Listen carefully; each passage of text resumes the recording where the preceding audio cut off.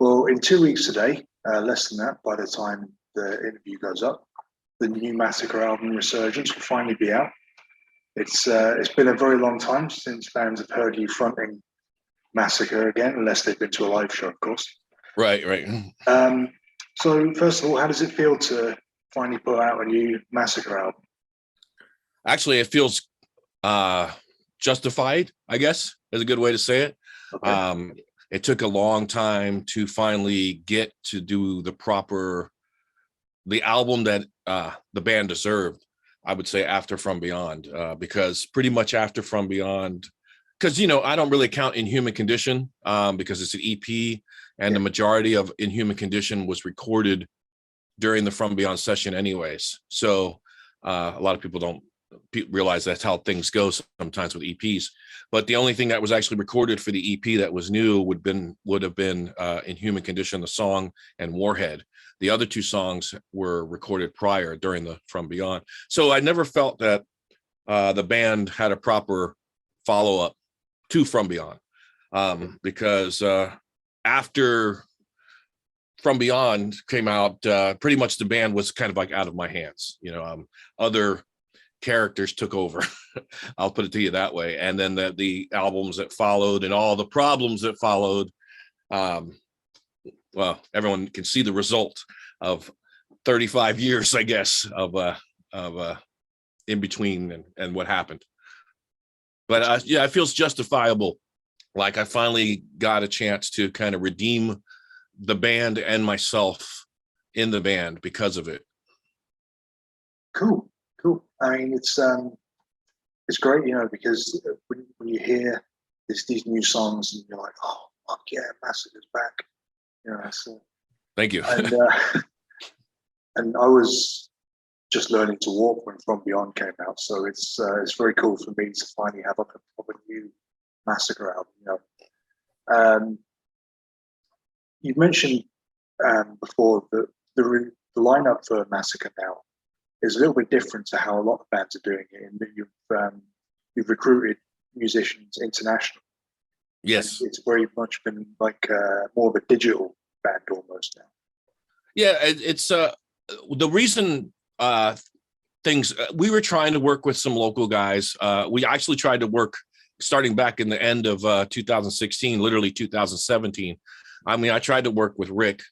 Rick was back after his version with Terry failed, and then he contacted me and we tried to get back. And there was a couple of years in between that a lot of people won't realize that there was a lot of legal things going on. One of the things was the name. There was a lot of fighting going on with the name. I finally got my lawyer involved, and I said, look, we've got to figure out what's truth behind this, what's the facts. And my lawyer got in contact with me 4 days after I contacted him and said, hey, it's a bluff. They don't own the name. They don't own the trademark. And I said, okay, well, let's do the legal thing and let me get it. Let's go through the process. And it literally took almost 2 years. It takes like a year. It took a year and 8 months because it's a process that has to go through a lot of court. Has to go through a court process, and it's the government. So, the U.S. government, they're going to sit on their asses until the last minute. So the first process is it goes through a process where it has to be passed before a judge. And that took almost 7 months before it was even looked at by a judge. And then you have a contestant period where someone can come in and contest it and say, hey, I want to own that name and stuff like that. So it goes through a 4 to 5 month period where someone may contest it. And then after that, then it has to be handed over to the court system where it goes through a bunch of signing and stuff. And then finally, in the end, I get my paperwork that I have to sign and then pay the court fees. And after thousands of dollars and almost 2 years, finally in November of 2018, I got the letter from my, or actually I got the message, the email from my lawyer saying, celebrate, you got it. It's yours. This trademark is now yours. You can now call yourself Massacre. It all solely belongs to you. So that was what was going on for almost like I said, 2.5 years, some from 2017 to 2018.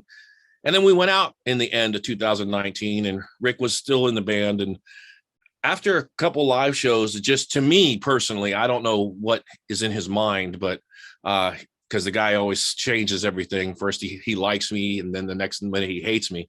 But he started just not really. To me, it seemed like he didn't care. Right. And we were going out as a band trying to be professional. And I approached him and I said, look, man, you know, in the most congenial way, I said, look, if you've got to kind of take other people's lives into consideration, it isn't all about Rick Ross and the party. I mean, you have other people here that are involved. You have me involved. You have Mike Borders, which we got back in the band, the original bassist. You got the other drummer involved. There's a lot of people whose lives depend on this, because it's something that we're putting our other jobs or whatever aside so we can go and do this. And you're not taking it serious enough. And then after that conversation, he just said, okay, I quit. He didn't want to be in the band anymore. Called me a dictator. I said, oh, I guess I'm a dictator for trying to do things right, but okay. And then, you know, I said, okay, at that time, I said, we had shows to finish up. We got a couple local guys to come in and finish the shows up. They came into the band. They thought they were in a better position than they were offered. And when I basically said, look, they basically came and said, we're writing the whole album. I said, no, what? No, that's not how it works. It's a group effort. And they got mad and end up quitting. Eventually I said, okay, I've got to work with some people that I know. I've worked with Roger Johansson, Johnny Pedersen, everybody that is in the band now, I've worked with in other projects. And I said, I've got to think about the album first, the band secondary, because we're going to have to, and this was during COVID also. So I was like, oh, well, right now the album is more important than thinking about how the band's going to be later in the year. So let me put the best guys I know that can bring the best album. And that's what I did. Excellent. No, you can really hear the just talent of everyone involved on the songs released so far. It's a fantastic lineup. Going ahead, are you hoping that they'll be able to come over to the US and perform as Massacre, or actually what's going on right now is we knew that I knew going in, especially like with Roger Johansson, Roger never tours unless it's with his own band. So I knew that going in. I knew Brinjar wouldn't tour. That's the drummer, because he doesn't tour. So we decided at the time, we said, okay, we got to put the best album together. Now that we're going to go start playing shows, we've started to look outside the box. And I said, you know what? Why don't I just hire some guys in the US that could come in and be the performing lineup? And then we'll always have kind of different people coming in at different time, I said, other bands have done this before. Actually, my good friend who's now not longer with us, Killjoy, was kind of like the first person I thought of when I said, let me put an international band together, because Killjoy did it and he made it work. And Necrophagia made it work. And every album after that, he had a different lineup. So I said, I mean, if he can do it, then I can't be the only person out there that can do it. I remember even Paul Speckman did something like that. Paul had a lineup that recorded, but then when he went to Europe, he had a completely different lineup. So I looked at guys that in my past that I've known as inspiration to kind of do this. And that gave me the kind of encouragement to say, if these guys can do it, I can do something similar. So right now we have local guys from the band Druid Lord that are helping us out with the shows in the US. Very nice. And it's also a nice little plug for Druid Lord as well. So. Mm-hmm. Yeah. And like we've already talked to Scott, like we said, if we come to the UK, and Scott said if he's not doing anything with either any of his bands, he's also playing now Benediction, that he said, oh yeah, I'll come and join for shows in the UK, or I'll come if I'm open enough. And Johnny has already said anything over in Europe he's willing to do. So I think we'll always have somebody. The main band was going to be me and Mike Borders. I guess that's the way to look at it. We're the core members, kind of like, how Dark Throne is Fenriz and Nocturnium. So we're always going to be the main two guys, and then you never know who's going to join us.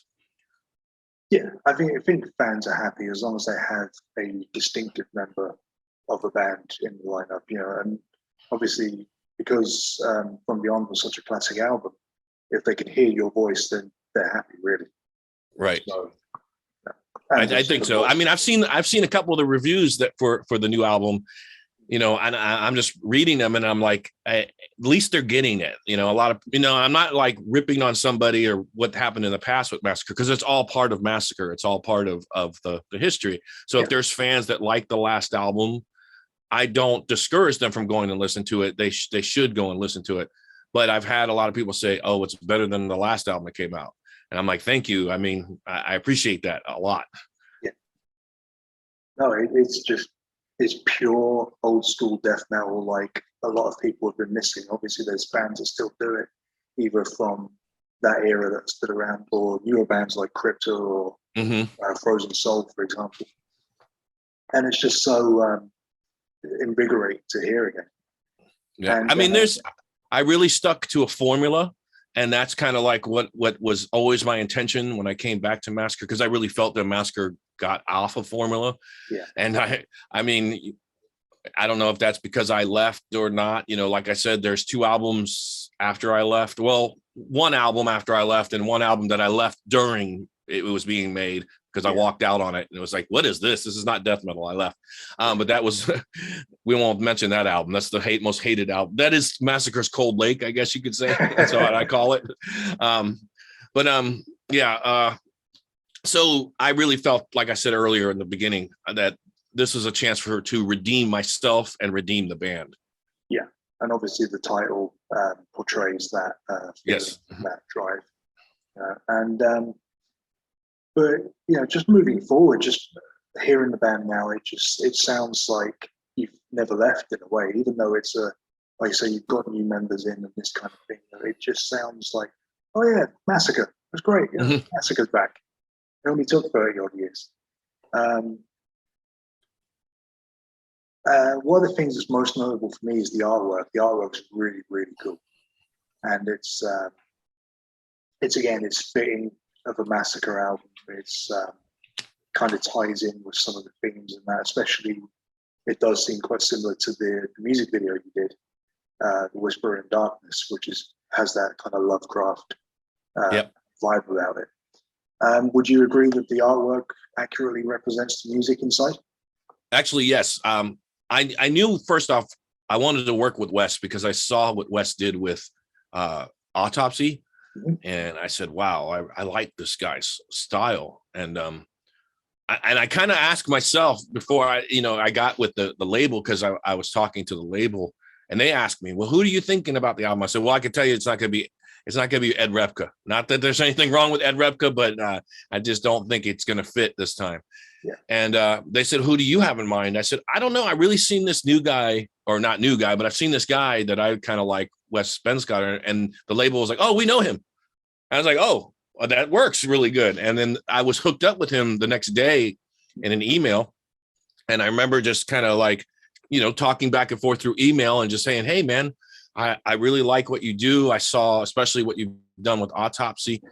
And he wrote back, hey, thank you. And he's like, what are you looking for? And I said, I like your style, and I really like how you incorporate, you're very surreal, how you'll incorporate like a human skull or part of a human body into your artwork. I said, but have you ever thought of Lovecraft? And that's all I left it at. He wrote back, yeah. He's like, I've always wanted to do Lovecraft, but just never had a chance to do it. So he was really excited to be able to do that. And then I didn't want to, he asked me what I was looking for. And I said, I don't like to coach anybody I work with. Same thing with the video. I didn't coach the director.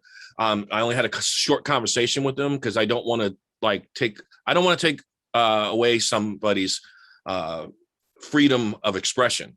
Yeah. So I don't want to get in there and have my 2 cents be too much. So with Wes, I just said, I want the color to kind of feel like it's underwater. Like it's something that you would see underwater, but not be kind of almost have muted colors, but under the sea. And I also said Lovecraftian in any way. And he was like, well, what can I do? I said, you do whatever you want. And I really thought he was going to do something simple. Like I really thought it was only going to be the skull with tentacles. When he sent back the sketch and it had all these other creatures in it that were very Lovecraftian, I was like, wow, you've actually gone. But then when he actually sent the painting was even more there. He had more to it than the sketch. And I was like, wow, you really got it here. He's like, he was like, I had too much fun doing it. I just kept adding things. I said, it looks great. It's got I can like name all the different like Migu and like Night Gaunts, Dagon, Cthulhu, and I can name all the like different creatures in it. And I was like, you really nailed it. As far as a Lovecraft fan goes, they're going to see it right away. And without even like knowing it's a Lovecraft album, you're going to pick it up and go, oh, this is a Lovecraft thing. I can tell. If you're a Lovecraft fan, you're going to know it all automatically.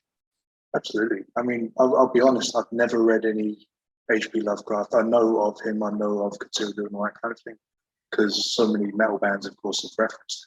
Right. But even the tiny bit I know, just looking at the artwork and seeing the video, I've like got it straight away. Yeah. And that was, like I said, with the video, like Jeffrey, a lot of people said, oh, well, the video has nothing, because people that do read Lovecraft say, the video has nothing to do with the story, Whisper in Darkness, which is based on, the title's based on a Lovecraft story. And I'm like, well, you guys haven't even read the lyrics, because the lyrics really isn't based on the story either. It's a small, I don't base everything off of it directly. Like I don't make a movie adaptation of a Lovecraft story. I take a little bit of a influence from it and kind of add my flavor to it. Actually, Whisper in Darkness was the very first song we wrote as a band.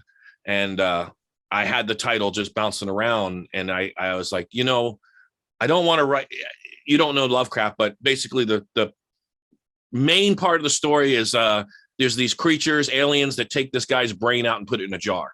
Okay. And I was like, I don't know if I really want to write lyrics about that. So I kind of took a small part of the story, which was these aliens worship this god Shub-Niggurath. And I was like, would it be kind of cool if that was coming from an alien's point of view or a cult point of view, like a cult, a worshiping.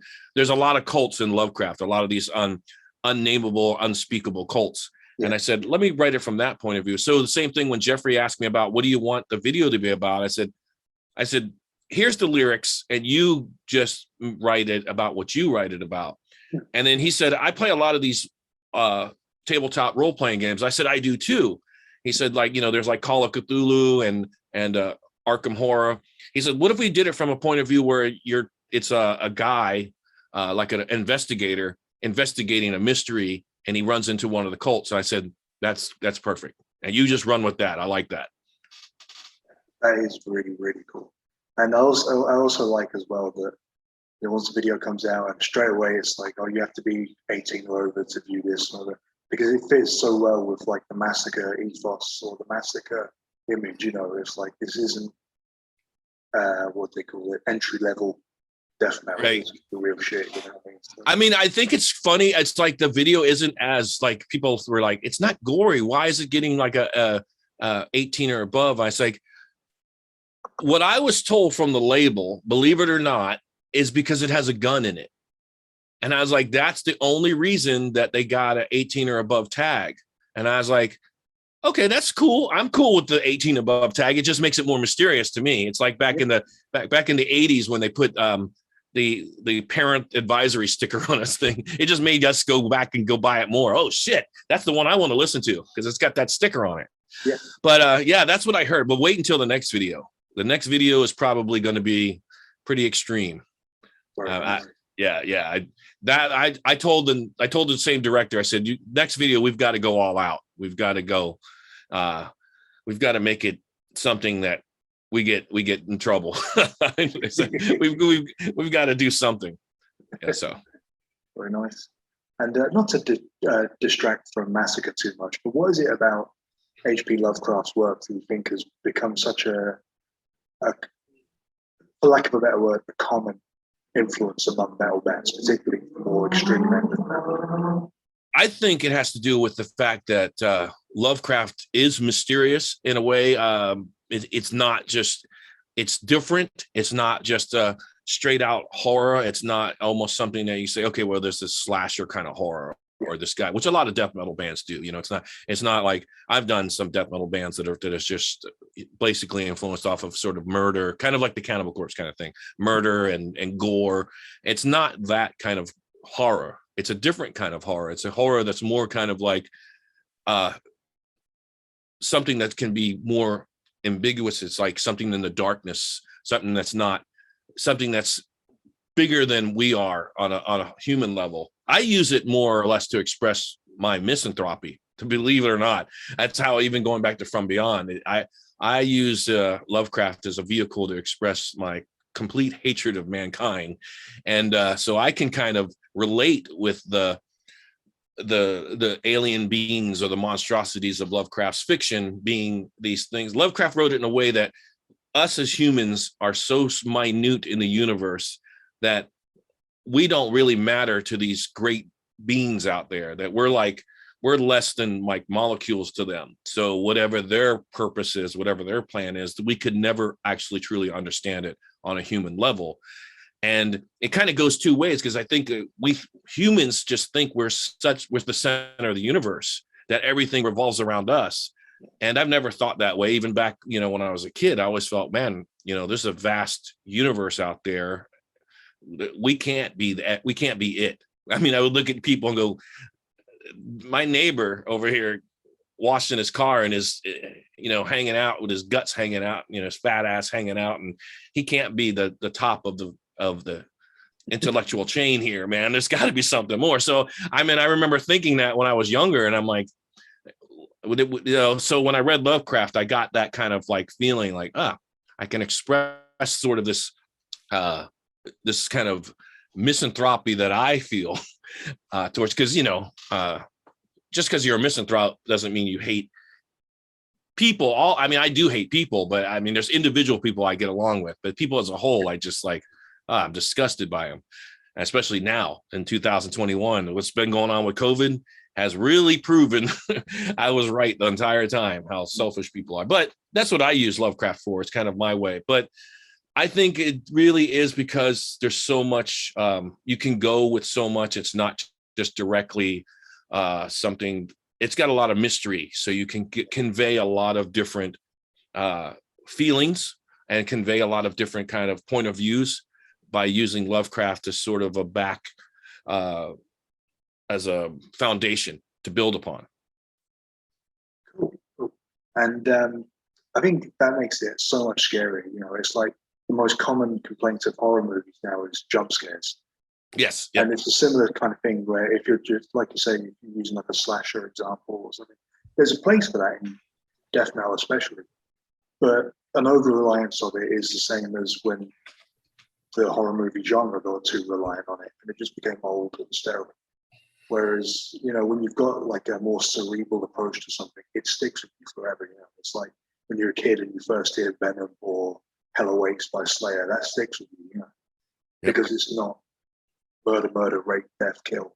Yeah. I was trying to say stuff without saying it's an intellectual kind of a horror, but I guess that you're right. It is. It's more of a thinking man's horror. It's kind of like, and if you read Lovecraft, Lovecraft stories, that's how his stories come across. They're not always like, they build an atmosphere and they build a mood. A lot of it has to do with the narrator itself. And I can tell you this as a person who's never read Lovecraft, when you read Lovecraft, the one thing that you're going to come across is the narrators usually don't have a name. And usually if they do have a name, they talk about themselves in third person. Yeah. And by the end of the story, they either die or go crazy. There's never a happy ending in Lovecraft stories. There's never like a story. You get to the end, and you feel relieved. They made it through. The characters made it through. No, you get to the end of a Lovecraft story and you're like, yeah, fuck. That's what happens when you open that box you're not supposed to open. That's what happens when you go into that, you'll pass that sign that says, do not enter. You're going to end up fucked. So a lot of it is like that. That's what Lovecraft is. It's like, it builds you up to the shit moment, and then the shit moment is like you're fucking dead. I mean, there's a lot of Lovecraft characters that die at the very end of the story. I mean, of course it gets ridiculous because some of them are like, I hear the creature outside the door, I'm going to jump out the window, it's hands coming through the door, and it just ends, so you figure that he jumped out the window at that point. Oh, that's okay. I'm English. I'm used to misery and just disappointing endings. So it's okay. Yeah, it's doom laden, I guess you could say. It's very doom laden. Very cool. Very cool. Well, getting back to Massacre, obviously now you're signed with Nuclear Blast, which is probably one of the biggest labels in metal right now. Yes. How well do you feel Nuclear Blast understands Massacre and understands the legacy of Massacre?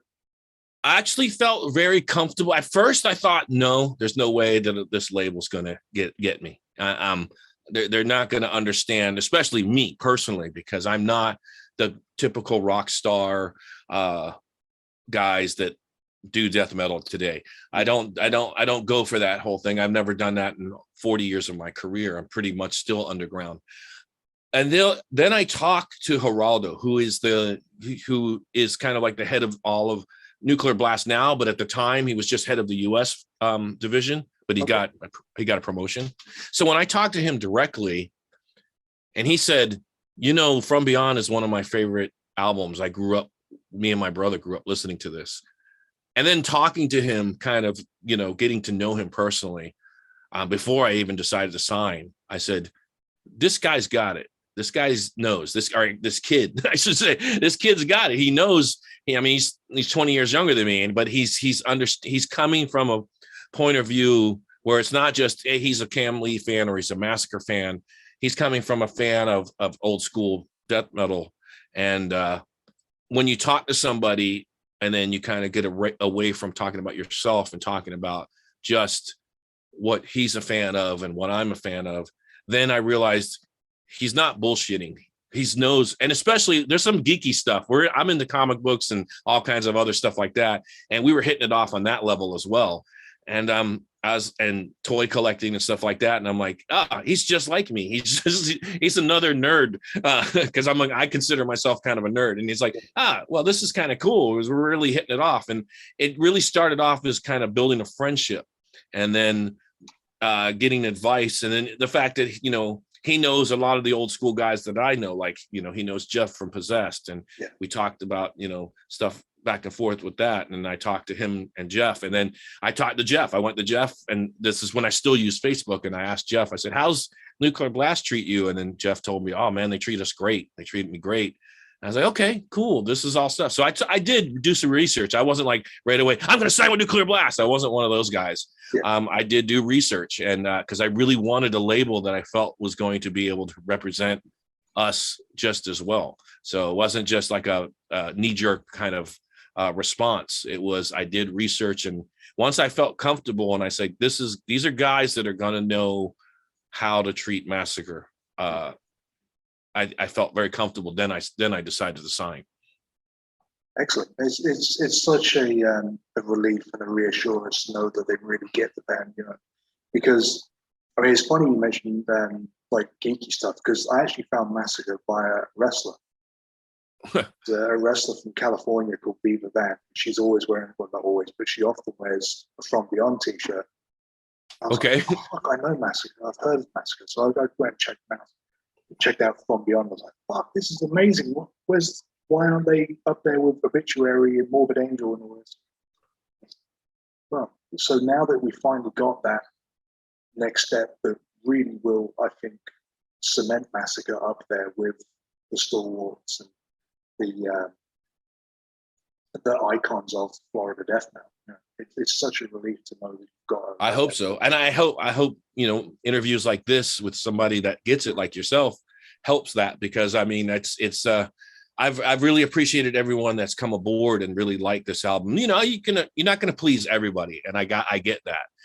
And From Beyond is going to be hard to follow up, because my famous favorite saying about the whole thing is, you're never going to catch lightning twice. You're never going to get it to strike twice, or they say catch lightning in a bottle. Yeah. It's hard to do that. And that was never my intention when I created this lineup and wrote this album. It was never my intention to better From Beyond, but it was, and you could talk to anybody. Johnny, one of the guitar players in the band, just did a recent interview as well. And we all came from the mindset that we're not going to beat From Beyond, but can we try to at least continue From Beyond? Let's write an album that sounds like it should have been the album that came after From Beyond, the proper album. Excellent. From the sounds of it, that's exactly what you've done. Thank you. So on that note, thank you very much, Kam, for taking the time to speak to me today. I do appreciate it, mate. And I wish you every success with the album. I can't wait to see this new video that you mentioned. Oh yeah, I can't wait to see it too. I'm excited. Yeah.